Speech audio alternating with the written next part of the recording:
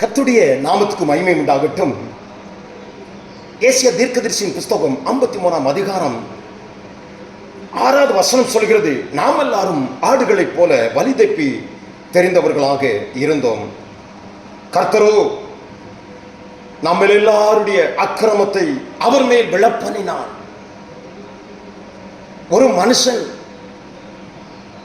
அவனுடைய பாவத்துக்கு உரிய தண்டனையை பெறும்படியாக இருந்த அந்த நிலைகளை அவனுடைய வாழ்க்கையில பாவத்தின் சம்பளம் மரணம், அப்படிப்பட்ட மரணம் அந்த பாவத்தின் நிமித்தம் அவனுடைய வாழ்க்கையில வரக்கூடாது என்று சொல்லி அழகாய் சொல்கிறது. யோவான் எழுதிய சுவிசேஷம் 3ஆம் அதிகாரம் 16வது வசனம் சொல்கிறது, தேவன் தம்முடைய ஒரே பேரான குமாரனை விசுவாசிக்கிறவன் எவனும் கெட்டு போகாமல் நித்திய ஜீவனை அடையும்படிக்கு அவரை தந்தள்ளினார் என்று சொல்லியிருக்கிறபடி ஒரு நித்திய ஜீவனை கொடுக்கும்படியாக இயேசு தன்னைத்தானே நம்முடைய தண்டனைகளை அவர் ஏற்றுக்கொண்டு நம்முடைய பாவத்துக்கு பரிகாரியாக அவர் சிலுவையிலே ஒப்புக் கொடுக்கப்பட்டார். அவருடைய தழும்புகளினாலே குணமாக்கப்பட்டோம் என்று சொல்கிறதே.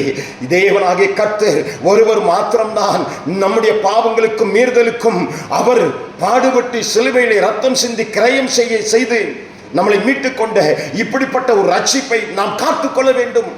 பரிசுத்த வாழ்க்கையிலே நின்று அவருடைய விசுவாசத்திலே உறுதியாய் தரித்து ஓடுவோமானால் மேகம் போல திரளான சாட்சிகள் நம்மளை சூழ்ந்திருக்க, நம்மளை சுற்றிலும் இருக்கிற பாவம் எல்லாவற்றையும் உதறி தள்ளிவிட்டு விசுவாசத்தை கொடுக்கிறவரும் விசுவாசத்தை முடிக்கிறவரை நோக்கி நாம் கடந்து போகும்படியாக அர்ப்பணிப்போம். நிச்சயமாக இந்த கிரயத்தின் மகிமையும் விடுதலையும் சுகமும் பலமும் ஆரோக்கியம் நம்முடைய வாழ்க்கையிலே உங்க வாழ்க்கையிலே கற்றுக் கொடுப்பாராக. ஆமென். God bless you.